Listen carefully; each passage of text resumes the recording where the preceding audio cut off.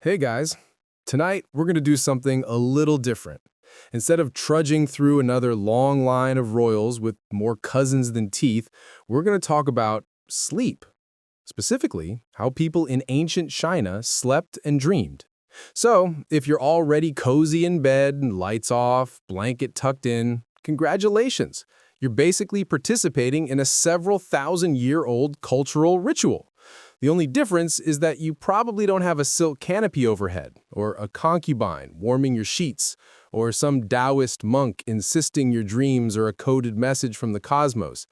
But hey, we can't all be Han Dynasty emperors.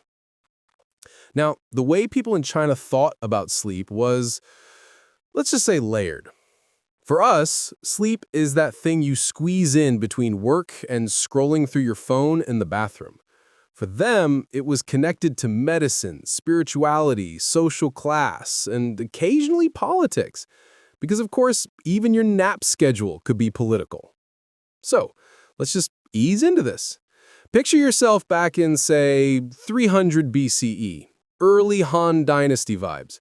You've eaten some millet, maybe a little pork if you're lucky, and now it's nighttime. What happens? You don't just pass out on a spring mattress with memory foam. No. The way you sleep depends entirely on who you are, how rich you are, and whether you care about what Confucius had to say about nighttime routines. Let's start with the basics. Beds, or as they were called, chuang. Now, if you're imagining something simple, like a mat on the ground, you're not entirely wrong, but also not entirely right. For peasants, it was basically a woven mat on a heated platform called a kang. These kangs were genius in their own way. They were brick or clay platforms with a fire underneath, which heated the whole surface, so you're basically lying down on a giant warm stone oven. Cozy, yes. A little dangerous if the fire got too enthusiastic, also yes. But it worked. Now, for the wealthy, beds got elaborate. They loved their canopy beds. Carved wood, silk curtains, cushions stuffed with whatever soft thing they could find. Goose down if you were really fancy. Cotton, not so much. That didn't become common until much later. Pillows were often hard, wood or ceramic, because apparently comfort was overrated and spinal alignment was the new flex. Some of these pillows were beautifully decorated with paintings, calligraphy, or even little moral sayings. So, while you were trying to get comfortable with your cheek pressed against cold porcelain, you could also be reminded to honor your parents and not commit treason.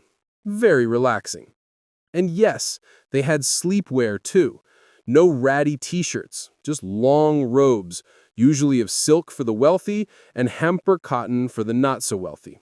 Loose, flowing, perfect for tossing and turning while also resembling a ghost.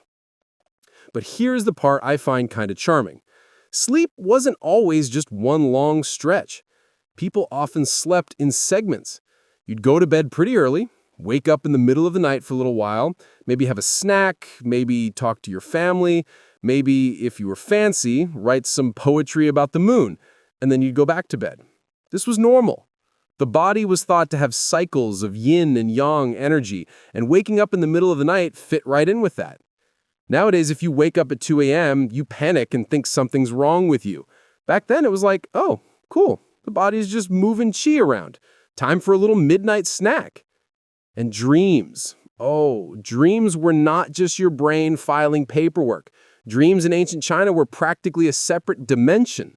Taoists believed dreams could be a way of traveling to other realms or even meeting immortals. Confucian scholars, being the killjoys they usually were, preferred to see dreams as reflections of morality or daily behavior. Like if you dreamed of losing your shoes, it meant you weren't being respectful enough. Freud would have had a field day with this crowd. One of the most famous Chinese dream stories is from Zhuangzi, the Taoist philosopher. He had this dream where he was a butterfly, fluttering around happily. Then he woke up and thought, wait, am I a man who dreamed he was a butterfly? Or a butterfly dreaming it's a man? And people have been pretending to understand that ever since. But let's float over to something even sleepier. Medicine. Traditional Chinese medicine was obsessed with sleep. Doctors would tell you when to go to bed, when to wake up, which direction to lie in, and what dreams meant about your health. For example, sleeping with your head facing north was supposed to help longevity. Sleeping facing east? That was more about energy and starting things fresh. And if you couldn't sleep, it was blamed on imbalances of qi, maybe too much yang energy making you restless. The solution? Herbal teas, acupuncture, maybe some calming incense, or if you were an emperor, probably forcing your physician to invent some new miracle potion on the spot. Insomnia wasn't just inconvenient, it was dangerous. If a ruler couldn't sleep, it was a national crisis. Officials would worry that the emperor's bad dreams meant heaven was displeased with his rule. So you'd get court memorials that basically read, "Dear Emperor, maybe stop overtaxing the peasants, and then you'll stop dreaming of being chased by ghosts." Subtle, but effective. Sometimes. And while we're here, let's talk about ghosts, because of course sleep was haunted territory. The Chinese had a whole category of sleep-related supernatural trouble. Nightmares meant spirits were messing with you. Sleep paralysis? Oh, that was definitely a ghost sitting on your chest. They called it ghost pressing the body, which, frankly, is a better name than what we use today. And if you wanted to ward it off, you might hang charms above your bed, burn incense, or recite protective verses. Or, again, just blame your ancestors for being cranky. Now, daily schedules. Ancient Chinese life was, unsurprisingly, dictated by the sun. No electric lights meant you basically followed natural cycles. Farmers rose at dawn, worked all day, went to bed early. Scholars and officials, not so much. If you were a Confucian scholar, you might stay up late reading classics by candlelight, then sleep in a bit. This was seen as virtuous because you were literally sacrificing sleep for knowledge. Never mind that you probably also went half-blind by 40. Emperors, though, had the most bizarre sleep schedules. Some had entire timetables where concubines were assigned nights to attend them. That meant they not only had to show up at bedtime, but also sign in like it was some weird celestial attendance sheet. Emperor Wu of Han, for instance, was famous for his insomnia, which he often treated with, let's just call it, a very active nightlife. The palace staff kept logs of which concubine was chosen each night, and historians today still read those logs like it's the most tedious reality TV recap ever written. And since we're already in palace territory, let's lean into luxury. Imperial beds were less furniture, more architecture. Enormous canopy structures, carved dragons, embroidered silk, everything designed to make sure you remembered you were literally sleeping like the son of heaven. Some emperors even had mobile sleeping chambers, basically portable bedrooms, so they could nap wherever they wanted. Because why not move the whole bed instead of just walking back to your room? Concubines, by the way, often slept in their own separate quarters until summoned. Which sounds fine until you realize that being summoned in the middle of the night meant stumbling half asleep into a performance review with the most powerful man in the country. No pressure. All right, let's dim the lights a little more, because now we're going to talk about lullabies and night culture. Parents in ancient China sang lullabies that were simple, repetitive, and usually about wishing the child a long, safe life. None of that rockabye baby and if the bough breaks, you fall to your death nonsense. More like sleep well, grow tall, pass the exams, make us proud. Soothing ambitions whispered directly into your subconscious. Nighttime wasn't silent either. Cities had night watchmen who carried clappers or drums announcing the time through the night. So if you lived in a city, your soundtrack included the occasional "All is well" shouted into the darkness, which is either comforting or creepy, depending on how you feel about strangers yelling outside your window. So, that's our soft beginning. Beds, dreams, medicine, ghosts, emperors, lullabies. And we're just scratching the surface, because the history of sleep in ancient China is tangled with philosophy, family rituals, even architecture. And yes, plenty more awkward palace anecdotes. But we'll keep floating through it slowly. No need to rush, because tonight, you don't need to take an herbal decoction or face your bed north. You just need to listen. So we left off with the basics: beds, ghosts, lullabies, and emperors who basically turned their bedrooms into administrative offices. Now let's wade a little deeper into the philosophical side of things. Because in ancient China, sleep wasn't just downtime. It was a portal, a diagnostic tool, and occasionally a lecture from your ancestors disguised as a nightmare. Let's start with Confucius, because you can't talk about ancient Chinese anything without this guy poking his head in, looking disapproving. Now, the thing with Confucius is he wasn't exactly a sleep influencer. He didn't leave behind a 10-step nighttime routine or a list of pillow recommendations. What he did leave behind were comments about conduct, naturally, and those extended to dreams. Confucius famously said that he hadn't dreamed of the Duke of Zhou for a long time, and he felt sad about it. Which sounds odd until you realize the Duke of Zhou was basically his role model, the guy who symbolized moral order and righteous governance. So, in Confucius' world, the fact that he wasn't dreaming about this noble figure anymore meant maybe he was slipping a little spiritually. Most of us wake up and think, wow, I dreamed I was late for school naked. Again, Confucius woke up and said, the Duke of Zhou has abandoned me. Time to realign my virtue. Different priorities. And this whole dream as moral report card idea stuck around. Confucians tended to interpret dreams as signals of your ethical state. Bad dreams, you probably need to brush up on your filial piety. Good dreams, congratulations, you've been behaving. Imagine living in a world where even your subconscious couldn't misbehave without someone judging it. Meanwhile, Taoists were having way more fun with dreams. Remember Zhuangzi and his butterfly? Yeah, that was just the headline act. For Taoists, dreams weren't just random noise. They were actual journeys. You could visit immortals, walk in celestial palaces, and travel outside your body. Basically, your REM cycle was a cosmic field trip. There were even Taoist practices aimed at controlling dreams. Lucid dreaming before Reddit thought it invented the concept. Practitioners would train themselves to recognize when they were dreaming, then use that state to cultivate spiritual skills. Want to learn how to fly? Summon deities or chat with dead sages? Forget VR goggles. Just close your eyes and wait. One Taoist text even suggested that sleep was like borrowing death, a little rehearsal for the big nap at the end. Comforting? Maybe. But also a reminder that every night you close your eyes, you're sort of clocking in at the underworld for a temp shift. And then you've got Buddhism rolling in from India, adding its own dream logic to the mix. Buddhist monks in China often recorded dreams of the Buddha, bodhisattvas, or their masters. These dreams could be signs of spiritual progress or delusions to ignore, depending on who you asked. The Lotus Sutra even talks about dreams as a way the Buddha communicates with people. So if you dreamed of a glowing figure giving you a pep talk, that wasn't Taco Bell revenge. That was a legitimate religious experience.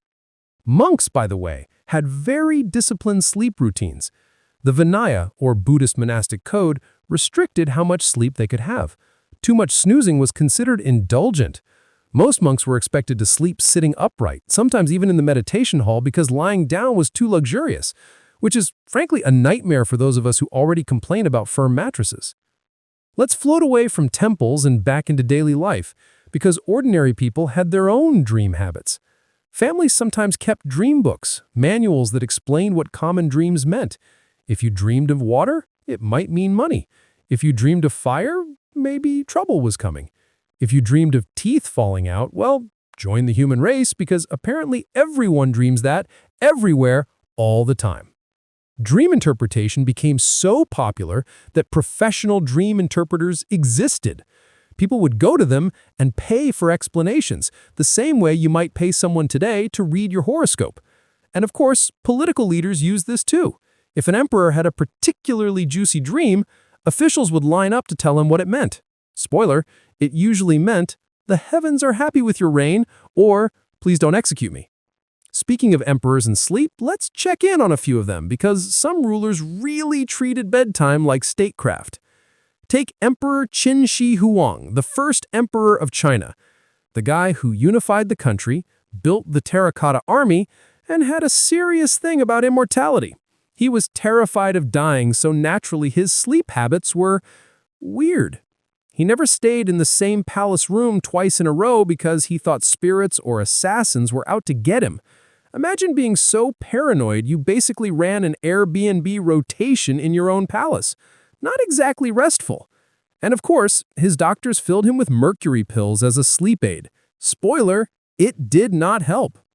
Then there's Emperor Wu of Han, whom we already mentioned. This guy loved rituals and omens.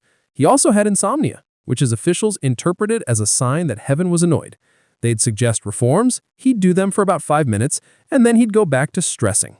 One memorial even advised him to stop overworking at night, because apparently running an empire by day and micromanaging dreams by night was burning him out. And let's not forget Emperor Xuanzang Tang, famous for his tragic love affair with Yang Guifei, but also for his obsession with Taoist practices. He reportedly had a dream chamber built in the palace, designed to be the perfect place for spiritual dreaming. Imagine dedicating a whole building to naps. That's the level of commitment we should all aspire to. Now, here's a weird little detail. Naps had social meaning too. In Confucian etiquette, napping during the day could be seen as lazy, unless you had a reason. Scholars defended their midday naps by claiming they were recharging for study, which honestly is the same excuse students use today when they pass out on their textbooks. Officials sometimes snuck naps in court, which could get risky if the emperor noticed. Picture a grand assembly of ministers and one guy just dozing off mid-report. Definitely not the career move you want. On the flip side, napping was sometimes praised. A good midday rest was thought to harmonize yin and yang energies, so if you were sick, old, or just wealthy enough to not care, napping was perfectly acceptable. And in practice, most people probably did it anyway because who wouldn't? Let's drift away to another cozy corner. Household rituals. Bedtime wasn't just lying down and hoping for the best. Families had little routines. Burning incense, making offerings to household gods, saying protective prayers. Children were sometimes given talismans to wear while they slept, especially against nightmares. One common charm was a little tiger-shaped pillow because tigers were thought to scare off evil spirits. So yes, ancient Chinese kids basically cuddled stuffed animals for protection, just like kids today. Only their teddy bear was a ferocious jungle predator. Lighting was another factor. Oil lamps and candles were used, but carefully. Fire hazards were no joke, especially in wooden houses. So most people went to bed with just enough light to settle in, then snuffed it out. Moonlight often filled the gap. Poets loved to write about lying in bed, staring at moonlight on the floor, and suddenly feeling homesick, which is relatable, but also very on brand for Chinese poetry. Moody, wistful, probably written at 3 a.m. Now, here's something fun. Sleep direction. We touched on this briefly, but let's dig. Feng Shui principle said the way you oriented your bed mattered. North-south was generally preferred, aligning you with cosmic flows. East-facing was good for vitality. West-facing, not so much, since that direction was associated with decline and death, which makes you wonder how many arguments couples had over which way to point the bed. Sorry, Gear, we can't face the window. That's basically asking for ghosts. And even grave orientation was linked to sleep in a sense. The dead were often described as sleeping in their tombs, and the way they were laid out followed the same directional logic. So yes, your feng shuian consultant was basically planning both your bedroom and your eternal resting place at the same time. Efficient. And before we wrap this section, let's dip back into the dream world one more time, because some of the most famous Chinese stories revolve around dreams. There is the Peony Play Dream, a Ming Dynasty play where a young woman dreams of a scholar, falls in love, and literally wastes away from longing. Then, through dream magic, she's reunited with him even after death. Basically, the ancient Chinese version of, I dreamed of my soulmate and now I must commit to the bit. It became a classic, though maybe not the healthiest sleep-related message ever. Another story, Emperor Ming of Han dreamed of a golden man flying into his palace. He asked his officials what it meant, and they said, clearly that was the Buddha. And just like that, Buddhism got an imperial thumbs up. Imagine if major religions today got state endorsement because a leader had a weird dream about a shiny dude. So to sum up part 2, sleep wasn't just sleep. It was philosophy, medicine, religion, politics, poetry, and occasionally a tiger pillow. Your dreams could define your virtue, guide your spiritual progress, or justify your dynasty's policies. And all the while, ordinary people just wanted to stay warm on their kong, avoid ghosts, and get through the night without a watchman banging clappers outside their window. And as we keep gliding along, we'll start to see how sleep practices shifted over the centuries, how different dynasties, different classes, and different medical theories shaped the way people dozed off. Because even if the beds changed, the ghosts never really left. All right, so far we've tucked ourselves into early dynasties, listened to Taoists flutter around in their butterfly dreams, and peeked at emperors who basically turned bedtime into a spiritual performance review. Now let's float forward a few centuries into the Song and Ming dynasties. By this point, Chinese society had gotten more urban, more bookish, and more obsessed with exams, which meant, you guessed it, less sleep. Because what better way to prepare for a grueling imperial exam than by ruining your health with all-nighters? Truly, some traditions never change. Let's start with the Song dynasty, roughly 10th to 13th century. This was an era famous for innovation, printing, paper money, tea culture, and yes, sleep culture too. Song scholars left behind all sorts of notes about their nightly habits. Some were proud of their frugality, describing how they slept on hard wooden pillows with no mattress, because apparently comfort was suspicious. Others bragged about how little they slept, framing it as dedication to study. Oh, you got 6 hours last night? Cute. I only allowed myself 3, because I'm just that committed to the Analects. It wasn't all bragging, though. Some scholars admitted that too much study wrecked their sleep. Insomnia became a frequent complaint, and instead of just saying, "my brain won't turn off," they couched it in medical terms. Too much yang energy, not enough yin, qi out of balance, heart fire blazing. In other words, overthinking was a diagnosable illness. Doctors in the Song period had a whole list of remedies. Herbal teas with things like sour jujube seeds were recommended for calming the mind, acupuncture at specific points to ease restlessness, and of course, lifestyle advice. Less alcohol, fewer heavy dinners, maybe don't spend 6 hours at night composing melancholy poetry about moonlight. But did scholars listen? Not really. Sleep deprivation had become a badge of honor, a way of showing you were part of the intellectual elite. Now, let's drift into the Ming dynasty. If the Song scholars turned sleeplessness into a humble brag, the Ming literati elevated it into an art form. Insomnia was practically fashionable. Being too restless to sleep meant you were sensitive, refined, tragically poetic. It's the same vibe as 19th century romantic poets swooning in the moonlight, but with more Confucian commentary. Take Xu Wei, a Ming painter and writer. Brilliant, eccentric, and often unstable. He openly wrote about his insomnia, describing long nights pacing around, scribbling down verses, and occasionally painting in manic bursts. For him, sleeplessness wasn't just a nuisance, it was part of his tortured genius persona. And he wasn't alone. Many Ming scholars framed insomnia as the natural price of deep thought. How could I possibly sleep when the weight of history, morality, and cosmic order keeps me awake? Which is honestly a great excuse for tossing and turning. But insomnia wasn't just for scholars. Even emperors got in on the trend. The Wanli Emperor, for example, was notorious for staying up late and sleeping in until noon. Court records complained endlessly about his refusal to wake up on time for audiences. Imagine being an official, waiting outside the throne room at dawn, only to hear, "Sorry, His Majesty is still asleep. Come back in 6 hours." Bureaucracy slowed down, but naps thrived. Let's pause here for a moment and talk about how exactly people tracked the night. Because in the Ming, and earlier, really, the night wasn't just one big blob of darkness. It was divided into watches, or geng. Each watch was about 2 hours long. Night watchmen patrolled the streets, striking gongs or clappers to mark the passing of time. So, if you were lying awake in bed, you'd hear first watch, second watch, third watch, basically a human alarm clock reminding you how much sleep you weren't getting. Poets loved to mention these watches in their verses because nothing says melancholy insomnia than hearing the fourth watch drum while staring at the ceiling. Speaking of poetry, let's talk about night writing, because if insomnia was trendy, so was using it productively. Scholars often wrote about their late-night sessions by lamplight.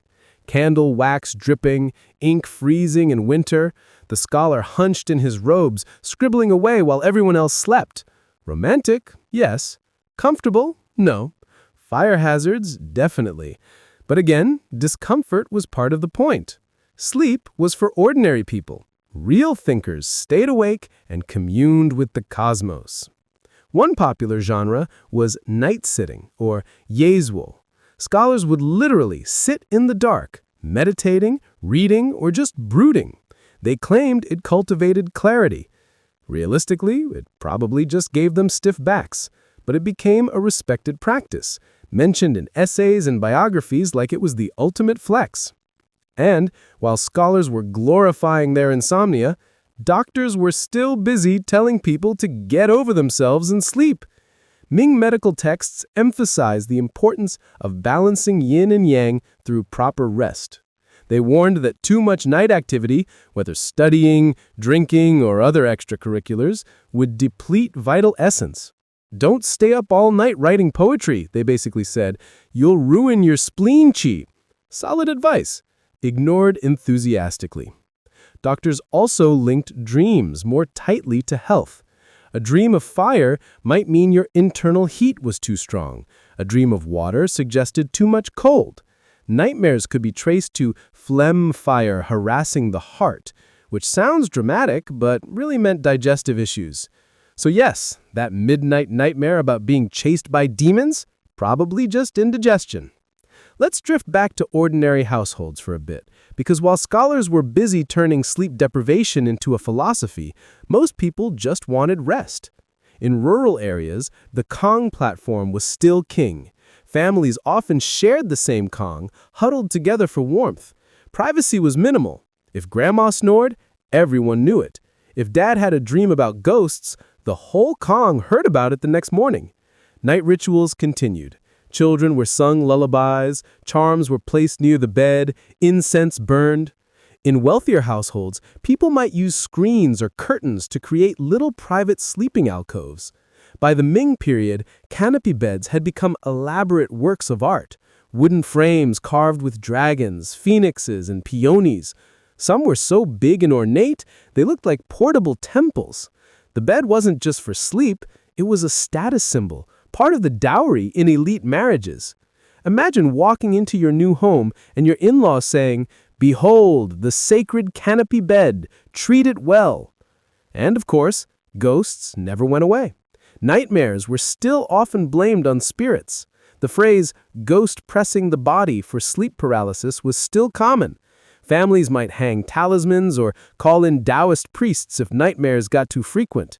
Some texts even suggest placing a sword under the bed for protection, which, to be clear, sounds more like an accident waiting to happen than a restful plan. But even the fear of ghosts had its softer side.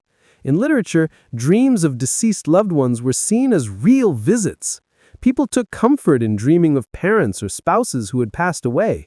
It wasn't just imagination, it was contact, a way to keep family bonds alive even beyond death. So while nightmares could be terrifying, other dreams were cherished. The dream world was still very much a part of family life. Now, let's swing back to the late Ming literati, because their night culture really shaped how we think of Chinese sleep habits.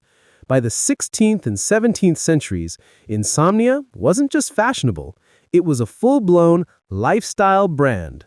Late-night gatherings, poetry clubs, tea-drinking sessions under the moon, night became a social time for the educated elite. There are stories of scholars meeting in gardens at midnight to compose poetry by lantern light. Tea replaced wine for these gatherings, supposedly to keep the mind sharp, which also conveniently kept everyone awake until dawn.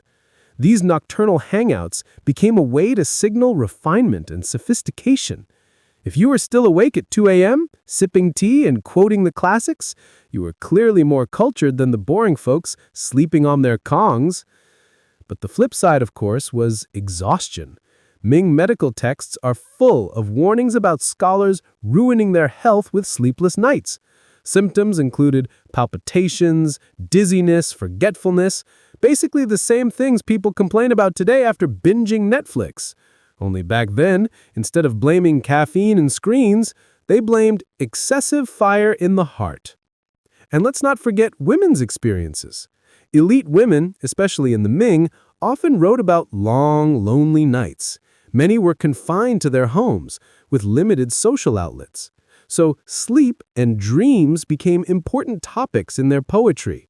Dreams of lovers, dreams of travel, dreams of freedom. For some, the dream world was the only space where they could move beyond the constraints of daily life. At the same time, women also carried much of the household responsibility for children's sleep, singing lullabies, making sure charms were in place, tending lamps. Their writings give us glimpses of domestic nightlife that male scholars often ignored. Through their voices, we see how much bedtime was woven into the rhythms of family care. So, to drift into a soft landing for part 3, by the Song and Ming dynasties, sleep had become deeply entangled with culture. For scholars, sleeplessness was a mark of dedication or tortured genius. For doctors, it was a medical condition to be fixed. For families, it was a nightly ritual of warmth, charms, and shared spaces. For emperors, it was still political, because apparently nothing in China ever escaped politics. And the ghosts, they were always there, watching, pressing, whispering in dreams, a reminder that sleep was never just biological. It was social, moral, and even supernatural. So, we've wandered through the Song and Ming with their scholars romanticizing insomnia and doctors tearing their hair out about spleen qi. Now we move into the Qing dynasty, the last imperial dynasty of China, 17th through early 20th century. Manchu rulers, massive cultural blending, and yes, more sleep quirks than you'd expect. By this point, Chinese society had centuries of bedtime traditions layered up like a dumpling. Kang platforms in the north, canopy beds in the south, charms and lullabies, ghost fears, exam-stressed scholars, tea-fueled night owls, all of it still there. But in the Qing, sleep started to reflect not just philosophy and medicine, but also encounters with the outside world. Europeans wandered in, took notes, and, unsurprisingly, were both impressed and judgmental. Let's start in the imperial palace, because Qing emperors weren't exactly shy about their sleep habits. In fact, their schedules were tightly regimented. Court diaries recorded when they went to bed, when they woke up, even what they dreamed about. Being the son of heaven wasn't just about ruling during the day, it was also about not looking pathetic at night. The Kangxi emperor, for instance, had a reputation for diligence. He often rose before dawn, claiming he needed less sleep than ordinary mortals, which sounds impressive until you realize it probably also meant he was chronically exhausted. His successors followed similar patterns, balancing absurd workloads with long ceremonial days. Imagine running a massive empire while operating on about 4 hours of sleep. Truly, caffeine before coffee. And yet, even emperors complained of insomnia. The Qianlong emperor, famous for his poetry and endless self-confidence, left behind notes about restless nights. He tried remedies, consulted doctors, and still tossed and turned. Which is oddly comforting. If the most powerful man in the 18th century still couldn't get a good night's sleep, maybe our own melatonin struggles aren't so bad. Meanwhile, ordinary people kept up their more practical habits. In rural areas, kangs were still heated at night, whole families piling onto them. In wealthier homes, canopy beds grew even more elaborate. Qing carpenters built literal bed chambers out of wood, four-poster structures enclosed on all sides, decorated with carvings of flowers, phoenixes, or auspicious symbols. Some looked like miniature houses inside a house. Step inside, close the curtains, and you were basically in a cozy wooden cave. These beds weren't just for sleep. They were social spaces, places for chatting, playing games, even entertaining visitors. The bed, as a semi-public space, might sound strange to us, but in Qing culture, it was a symbol of family life and prosperity. A bride's dowry often included a bed of jaw-dropping craftsmanship, because nothing says good marriage like giving someone an ornate wooden box to sleep in for the next 50 years. And of course, medicine still had plenty to say about sleep. Qing medical texts recycled older wisdom while adding more detailed case studies. Doctors categorized insomnia into specific types: difficulty falling asleep, restless dreaming, early waking. Each type had its own causes: liver fire, kidney deficiency, spleen imbalance, and its own remedies. Herbal formulas multiplied, acupuncture points were charted in detail, and case records show endless patients complaining of night restlessness. But insomnia wasn't always framed as purely medical. It could still be moral, especially for scholars. Not sleeping meant you were working hard, studying late, or carrying the burdens of the nation in your noble heart, which is, again, a great way of turning a health problem into a personal branding opportunity.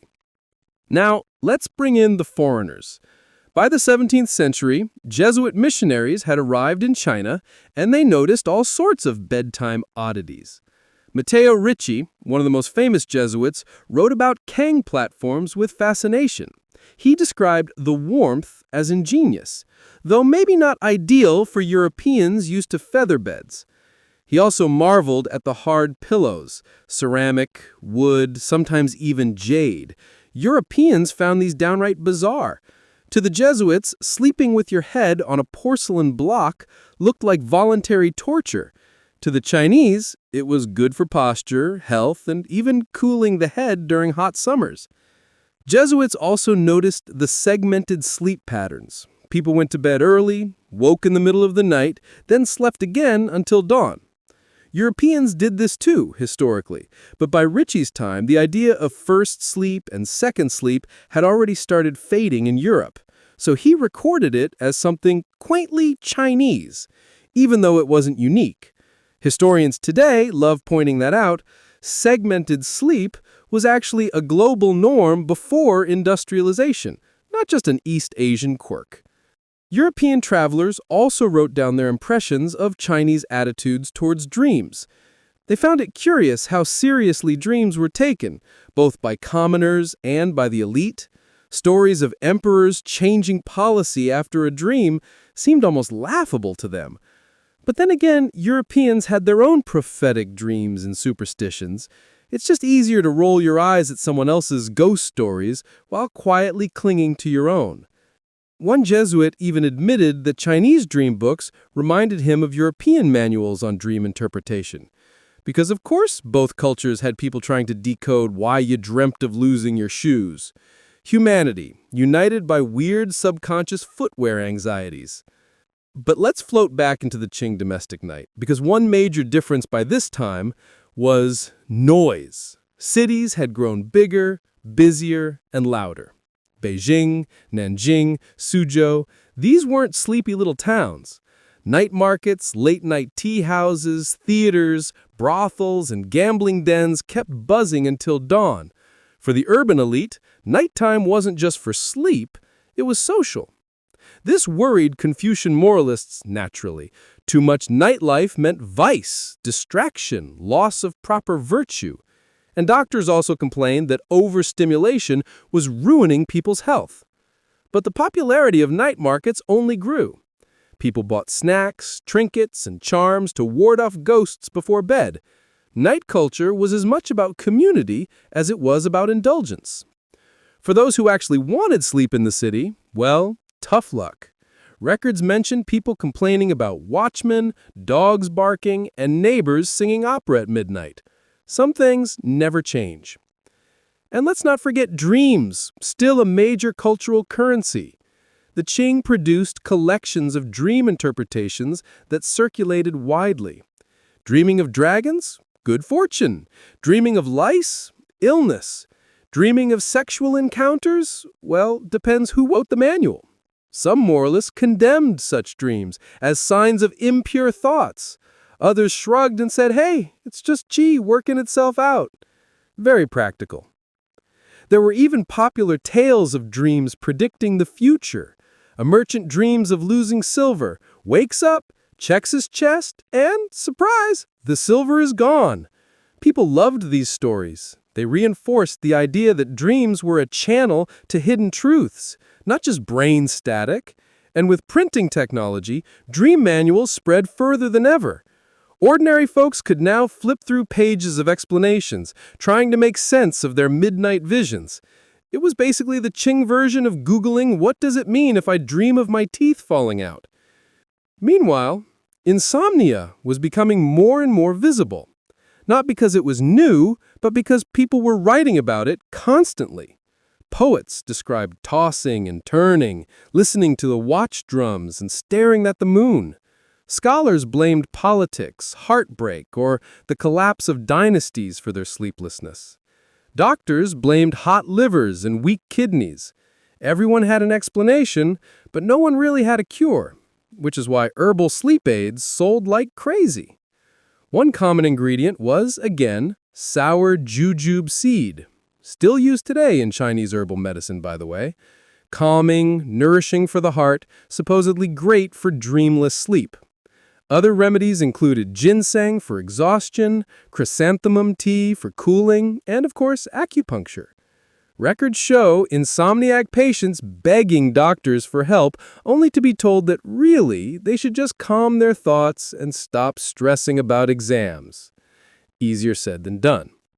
By the 19th century, China was colliding with industrial modernity, and sleep patterns started to shift again. Western clocks and schedules crept into Chinese cities. Railways, factories, and telegraphs disrupted the old rhythms of day and night. Electric lights eventually made it possible to stay up later, blurring the old natural cycles. Foreign visitors noted with surprise how quickly urban elites adapted. Nightlife flourished even more, and late-night culture expanded. The old Confucian complaints about people staying up too late, losing virtue, only got louder. Meanwhile, peasants in the countryside probably just kept going to bed when the sun went down and waking when it rose, ignoring all the moral hand-wringing. And as the Qing dynasty tottered into collapse in the early 20th century, sleep carried symbolic weight too. Revolutionary writings often used metaphors of waking up from a long slumber. China, they said, had been asleep for centuries under corrupt dynasties. Now it was time to wake. Which is dramatic, but also ironic, given how much effort previous dynasties had put into just trying to get some decent rest. So, to bring part 4 to a soft landing, Qing dynasty sleep was a mix of tradition and change. Heated kangs and canopy beds still ruled the night. Dreams were still decoded, ghosts still pressed on chests, and insomnia still haunted scholars.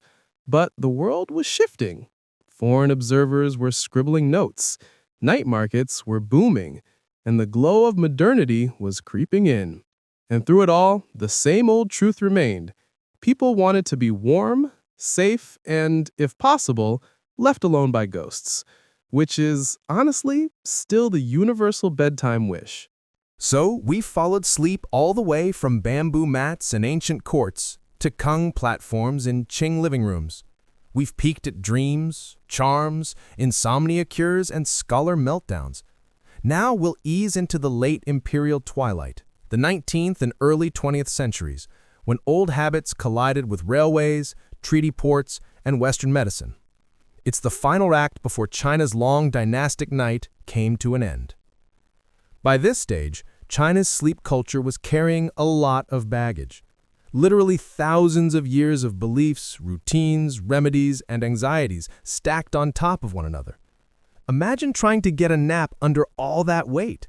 But people did, and they left behind enough records that we can still trace how knights felt in the last century of the empire. Let's start with the obvious. The 19th century was not exactly relaxing. Famines, rebellions, foreign invasions, opium wars, you name it. Life was stressful, and that stress trickled right into people's bedrooms. Insomnia complaints multiplied, just as medical manuals multiplied to diagnose them. It's like every dynasty had its own insomnia boom, and the Qing got theirs during the age of crisis. Doctors leaned on the classics, but they also began to incorporate newer ideas. Western medicine was slowly arriving, and Chinese physicians took note. Some dismissed it. Others experimented with blending it into their practices. Either way, patients still showed up at the clinic saying the same thing. "Doctor, I can't sleep." Which tells you that no amount of herbal theory, liver cooling, or qi balancing could erase the universal curse of lying awake at 3 a.m. staring at the ceiling. Meanwhile, the social landscape of sleep kept changing. Cities glowed with new life. Gas lamps, then electric lights, extended activity deep into the night. Tea houses stayed open later. Gambling dens never really closed. Westernized cafes and hotels offered new forms of nocturnal culture. Suddenly, sleep wasn't just threatened by ghosts or liver fire, it was threatened by nightlife. And people noticed. Reformers in the late 19th century fretted that urban youth were staying up too late, drinking coffee, reading foreign novels, and, horror of horrors, missing their early mornings. Confucian ideals of rising with the sun clashed with the temptation of staying up past midnight to read French poetry. Honestly, we've all been there. Let's drift over to the dream world again.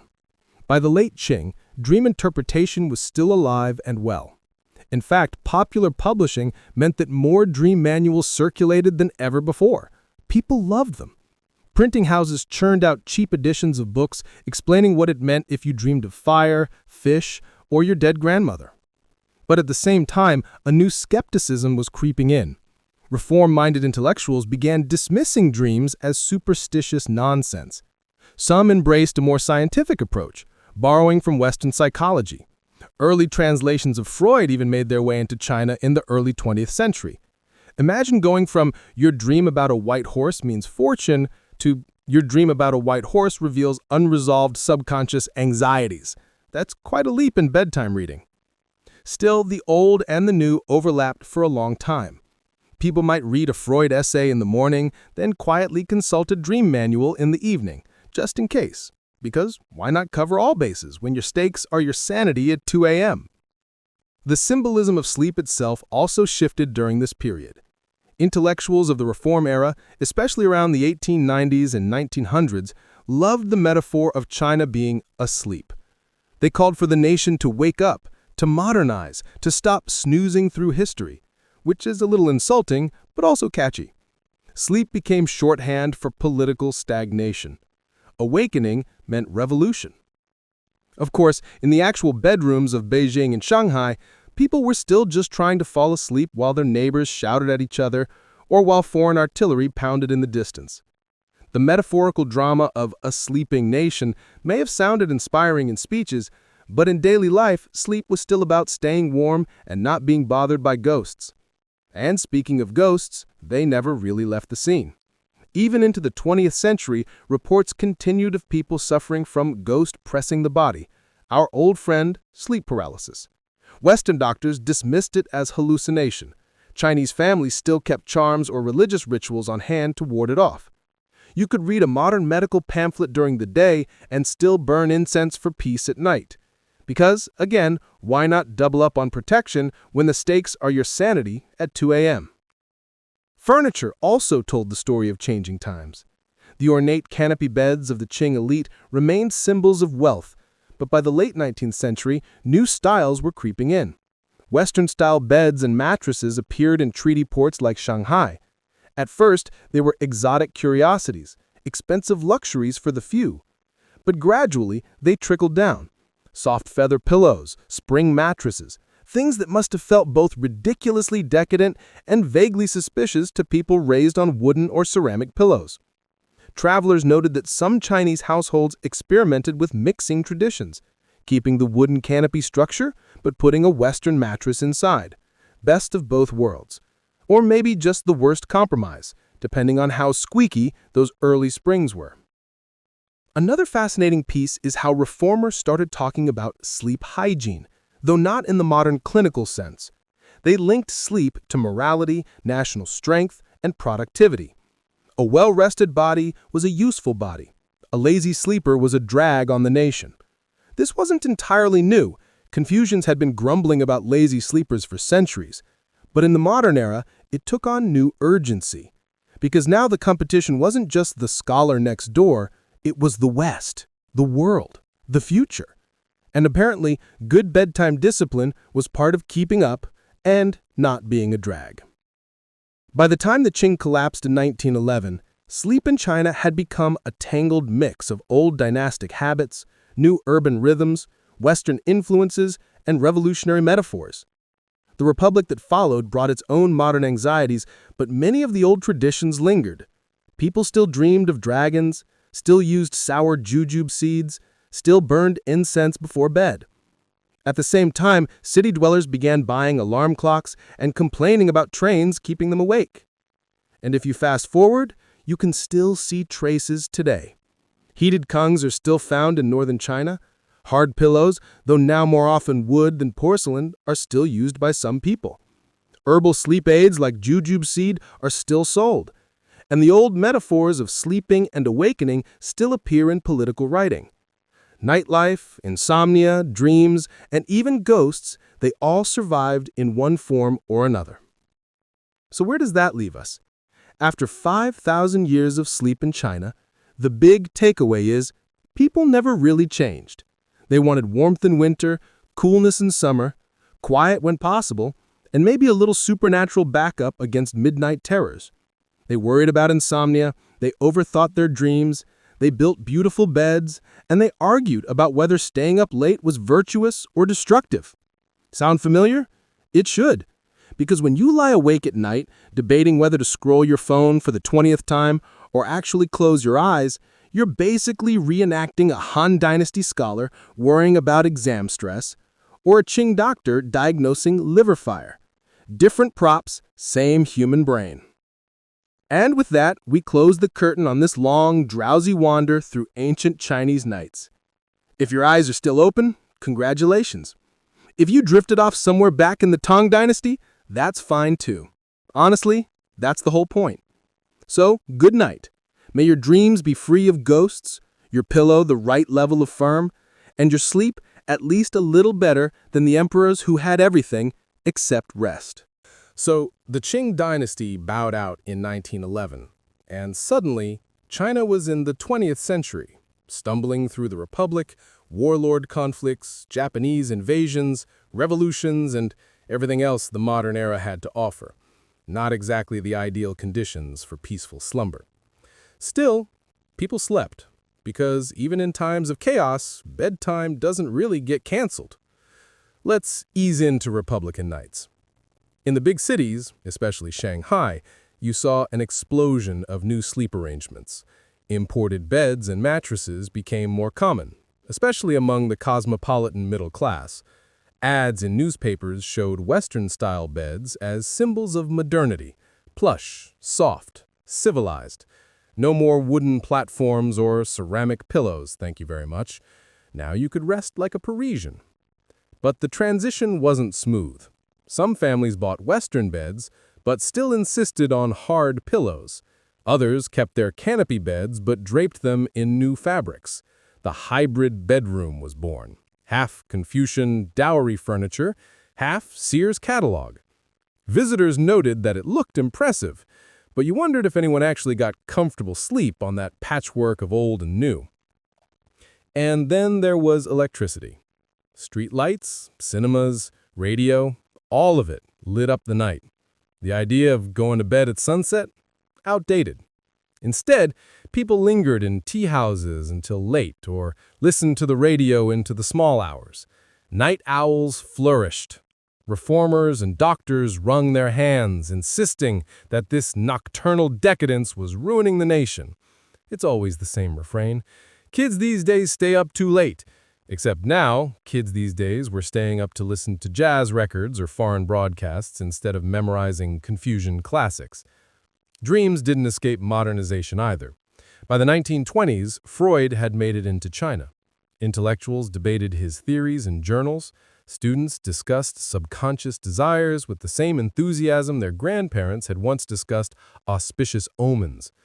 For some, it was liberating. Dreams weren't visits from ghosts anymore, just expressions of inner conflict. For others, it was disorienting.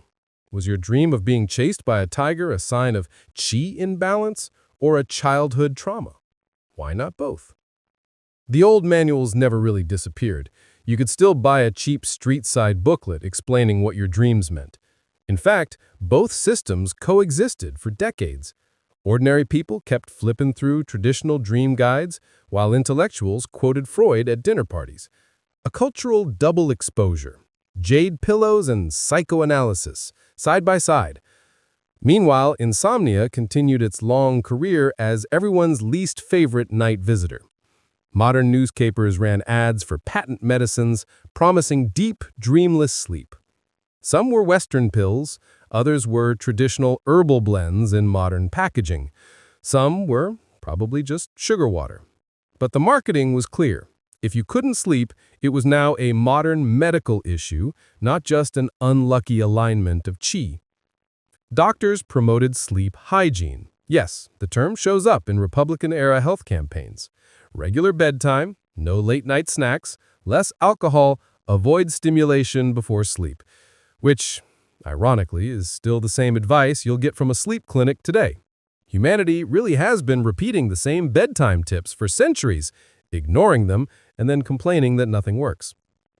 Now, let's peek into wartime, because nothing disrupts sleep like bombs. During the Japanese invasion and later the Civil War, accounts describe people huddling in shelters, grabbing rest whenever they could. Nightmares became common, both from trauma and from hunger. Sleep was not a private luxury anymore. It was survival, fragmented, fragile. Yet even in those conditions, traditions persisted. Families still burned incense before bed, still whispered charms to children, still used Kong platforms in the north. The continuity of bedtime rituals through chaos is oddly moving. Even when everything collapsed outside, you still tucked in at night, hoping for a little peace and dreams. When the People's Republic was established in 1949, things shifted again. Sleep took on a new political role. State campaigns emphasized productivity, and proper rest was framed as part of building a strong socialist body. Too little sleep meant inefficiency. Too much sleep meant laziness. Citizens were encouraged to keep a disciplined schedule, go to bed early, rise early, and of course be ready for collective labor. Traditional practices like charms and dream manuals were denounced as superstition. Ghosts pressing on your chest? That was no longer a spirit, it was a sleep disorder to be studied scientifically. Sour jujube seed? Still used, but reframed in medical terms rather than magical ones. The supernatural side of sleep was pushed underground. Fast forward a few decades, and here we are in the modern age. Chinese sleep patterns now look a lot like everyone else's. Phones by the pillow, late-night scrolling, caffeine reliance. But echoes of the past linger. Heated Kongs are still common in northern provinces. Hard pillows remain an option in some households. Herbal teas for calming sleep sell briskly online. And you can still find dream manuals in street stalls, offering the same old interpretations of dragons and teeth, which really drives home the point. 5,000 years of bedtime advice, and people are still debating the best pillow. Some things never change. So, to wrap up this little epilogue, from jade pillows to Freud, from ghostly night terrors to sleep clinics, the story of sleep in China is really the story of humanity's endless, awkward relationship with the night. We want control. We invent theories, rituals, and remedies. We moralize, we medicalize, we market. But in the end, we just sleep. Or try to. And maybe that's the most comforting part. Whether you're an emperor scribbling insomnia poems, a scholar blaming spleen chi, or a modern office worker falling asleep on your keyboard, the struggle is shared across centuries. Everyone just wants a good night's rest. So, we've followed China's sleep from bamboo mats to Freud, from ghostly night terrors to sleep clinics. But let's float one step further, into the late 20th and early 21st century, just to see how those long dynastic nights still ripple into the present. Because here's the thing, even after revolutions, reforms, and Wi-Fi, bedtime never really sheds its ghosts. Take pillows, for example. In modern China, memory foam and ergonomic designs have exploded in popularity, and yet ceramic, jade, and wooden pillows are still sold. Usually marketed now as traditional health supports rather than everyday items, but the idea is the same as it was in the Tang Dynasty: firm support, coolness, and a touch of elegance. Sure, your chiropractor might disagree, but there's something charming about the continuity. You can literally buy a replica Song Dynasty ceramic pillow online today marketed for anti-wrinkle sleep, because apparently even our ancestors worried about face lines. Beds tell a similar story. IKEA sells sleek minimalist frames across China now, but the ornate canopy bed tradition hasn't disappeared. In fact, antique canopy beds are prized by collectors. They show up in museums, art galleries, and even boutique hotels that want to give guests a traditional sleep experience. Of course, most visitors don't realize that those beds were also spaces for gossip, childbirth, meals, and yes, awkward in-law interactions. Not exactly the serene cocoon they look like in a curated hotel photo. Then there's dreams. You might think Freud and neuroscience killed the old manuals, but no, dream interpretation still thrives. Chinese social media has entire threads dedicated to decoding dream symbols, much like any astrology subreddit. People still say, "I dreamed of fish," maybe it means pregnancy or wealth. Doctors may explain it as random brain activity, but culture has a way of ignoring doctors when the mystery is more fun. Ghost pressing? Still there too. Sleep paralysis remains widely reported, and even though science explains it neatly, many people still reach for charms, prayers, or folk remedies. Because when you wake up pinned to your bed by an invisible weight, rational explanation only goes so far. And let's not forget the modern twist, technology. If insomnia once belonged to sleepless scholars under candlelight, today it belongs to office workers scrolling short videos at 2 a.m.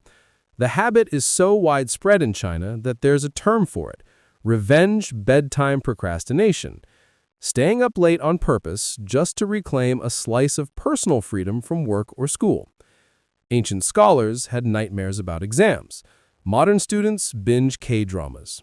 Same stress, different screens. Herbal remedies. Still thriving.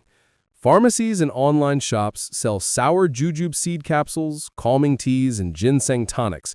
They sit right next to melatonin gummies and imported sleep sprays. A seamless blend of the old and the new, east and west, all promising the same elusive thing: just one good night's rest. And yet, the metaphors haven't gone away either. Politicians still talk about nations awakening. Writers still use sleep as shorthand for complacency and waking as a call to action. 5,000 years later, the bedtime metaphor remains too tempting to abandon. So what's the big takeaway here as we reach the end of this very long, very drowsy wander? It's that the history of sleep in China is not just about furniture or medicine or philosophy. It's about people being people. They wanted quiet, warmth, comfort, and maybe a dream that made sense in the morning. They argued about the right way to get it. They failed, often, and they tried again the next night. Which really is the story still. You lying there now, hoping this narration will knock you out, you're not so different from a Han scholar with sore eyes, or a Ming poet staring at the moon, or a Qing housewife fluffing her pillow of carved wood. All of you across centuries just trying to get a little peace under the same restless sky. So here's to them, and here's to you. May your sleep tonight be a little easier, your dreams a little kinder, and your bed a little less haunted than those of emperors past. Good night. So here we are, well past midnight in this historical wander, and it feels right to slow down even more. Not to rush into new events, but to drift through the afterglow, to trace how sleep and dreams weren't just medical or domestic matters, but also shaped the way Chinese people imagined life itself.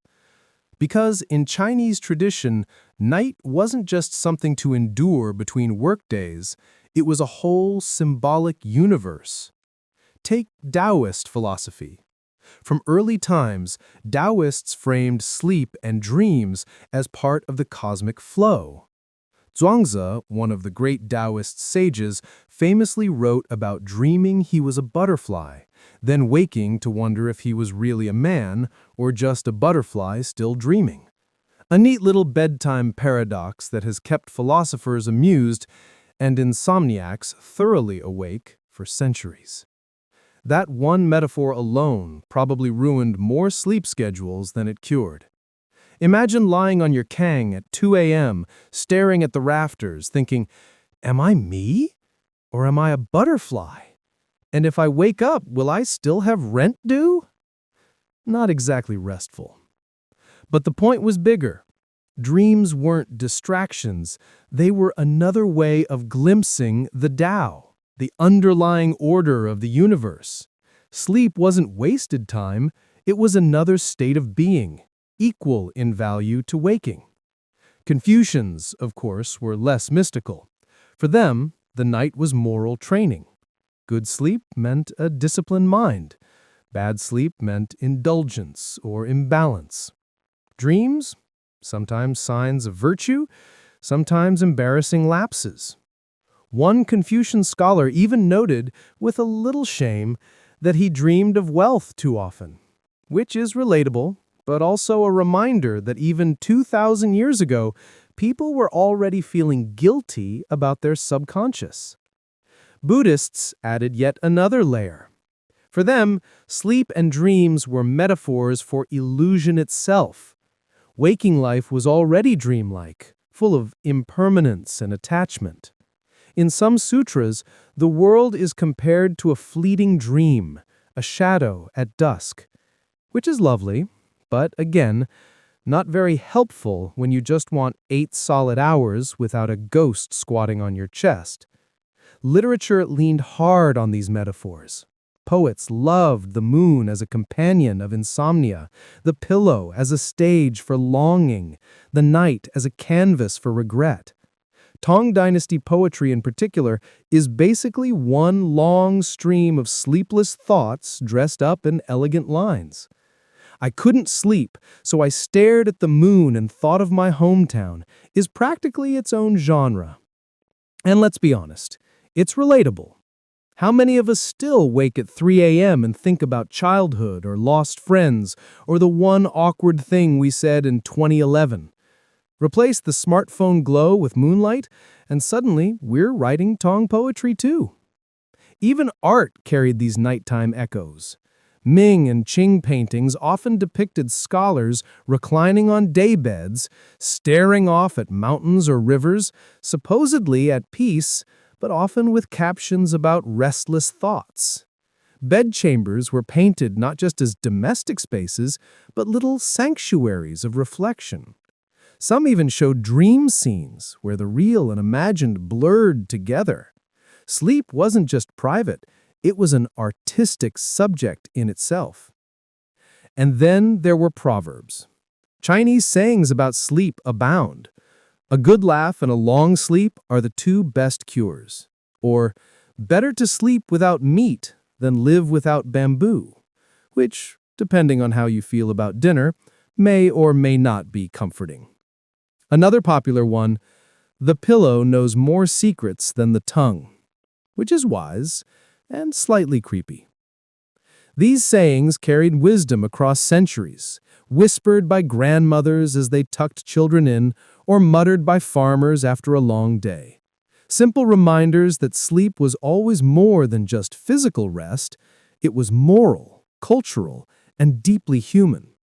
And through all these layers, Taoist butterflies, Confucian discipline, Buddhist illusions, Tong moon gazing, Qing canopy beds, modern insomnia cures, there's one thread that never quite broke: the longing for safe, undisturbed rest, the kind that philosophers dressed up as enlightenment, poets dressed up as nostalgia, and doctors dressed up as balanced spleen qi.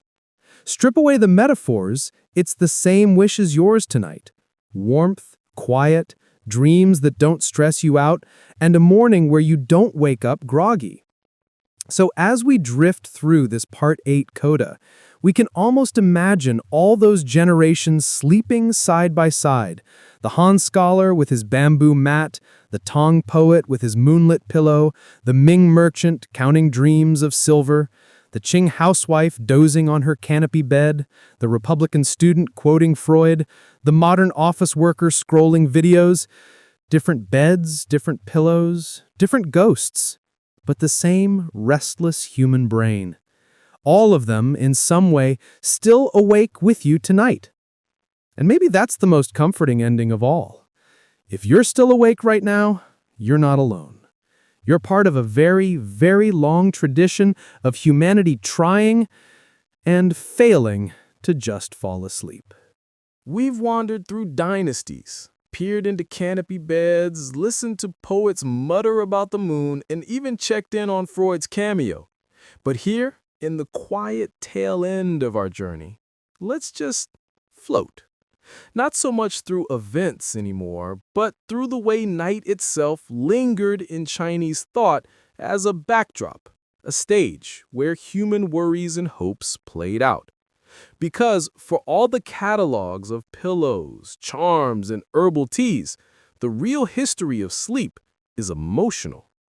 Think about how many dynasties use night as a metaphor. Han scholars called the empire's decline a long darkness. Tang poets used sleepless nights to signal heartbreak. Ming reformers compared their age to a restless dreams, and Qing revolutionaries declared it was time to wake from slumber. Centuries apart, all leaning on the same rhythm: night as weakness, morning as hope. Of course, the irony is that those same leaders and poets were often chronic insomniacs.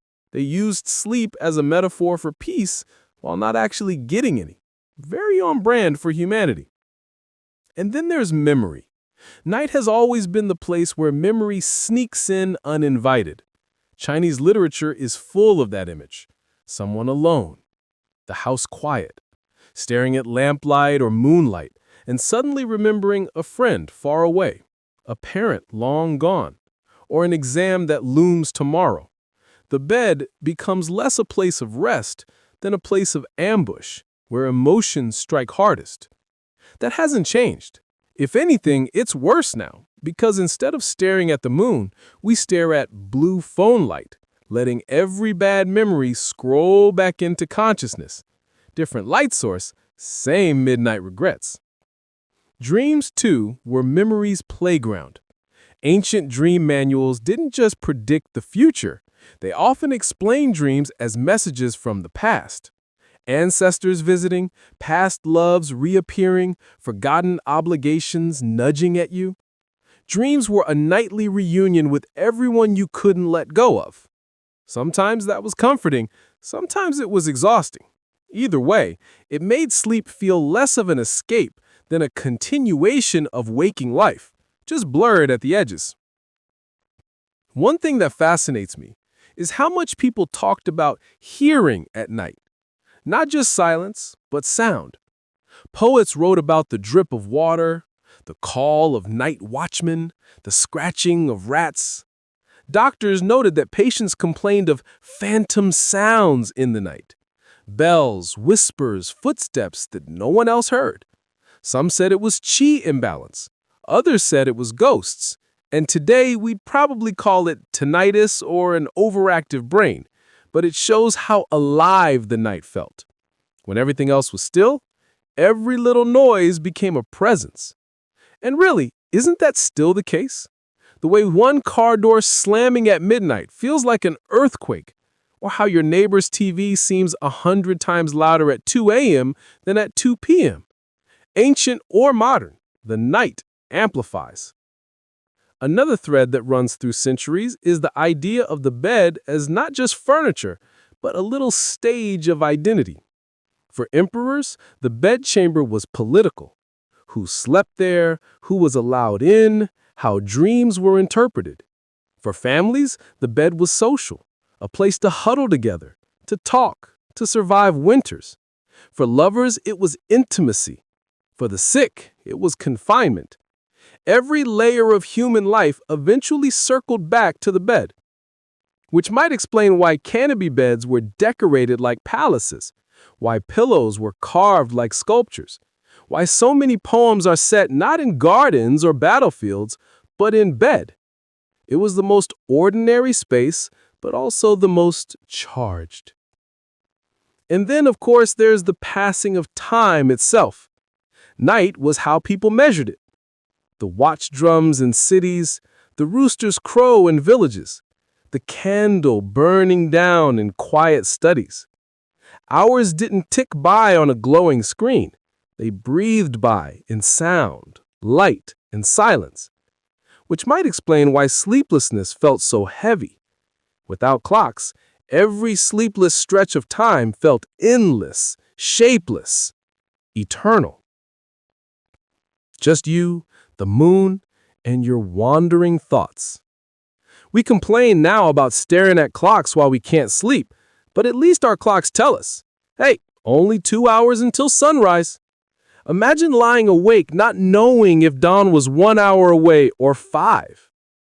And maybe that's the most universal piece of this whole journey. Whether under bamboo, silk, or polyester sheets, whether with candles, kerosene, or LED lamps, people have always felt the long weight of the night. They filled it with poetry, medicine, superstition, metaphors, memory, and gadgets. None of it solved the problem, but all of it made the night less lonely. Because even across dynasties, the one truth is this: nobody really sleeps as well as they want to. And in that shared failure, there's a kind of comfort. So here, in part 9, as our long narration winds slower and softer, maybe the point is not about emperors or pillows at all. Maybe it's just the strange fact that across 5,000 years, people kept trying to make peace with the night. And that you, listening now, maybe drifting or maybe not, are part of that same long memory of sleeplessness. And honestly, that's not such a bad thing. So, here we are, at the far edge of our journey. 10 long parts. Dynasties have risen and fallen. Doctors have brewed strange teas. Poets have stared at the moon until their necks ached. Scholars have argued about butterflies, and peasants have muttered about bedbugs. And you're still here, still listening, maybe still awake, maybe floating somewhere between waking and sleep. Which, honestly, is exactly where we're meant to end. Because the history of sleep in ancient China isn't really about beds or mats or even dreams. It's about this exact moment. The long, uncertain stretch of night when the world grows quiet and the mind keeps moving. Think of it. A Han scholar rolling over on his straw mat, hearing a rooster too early. A Tong poet sighing at moonlight he didn't ask for. A Ming merchant muttering about accounts he couldn't settle. A Qing matron fussing with her canopy curtains. A Republican student counting Freud symbols. A modern office worker scrolling long past midnight. And now you, lying in bed, earbuds in, eyes half shut, brain refusing to stop. The line stretches across centuries, a chain of restless people keeping each other company in silence. We've seen how Taoists called sleep another reality, how Buddhists said waking life was already a dream, how Confucians tried to discipline the night into something moral, and how ordinary people, then and now, just wanted a good nap without ghosts, taxes, or intrusive thoughts. It never really worked. But maybe that was never the point. Maybe sleep has always been less about escape and more about continuity. A reminder that the mind won't shut off just because the sun did, that we carry ourselves into dreams and into tomorrow, no matter how uneven the night feels. The old night watchmen of Chinese cities used to strike drums as they made their rounds, calling out the hours. The first watch has passed. The second watch is half gone. The third watch fades. Their voices floated into windows, reminding everyone that time was moving, even if they weren't. Comforting, in a way. You didn't need to know what hour it was. The night itself told you.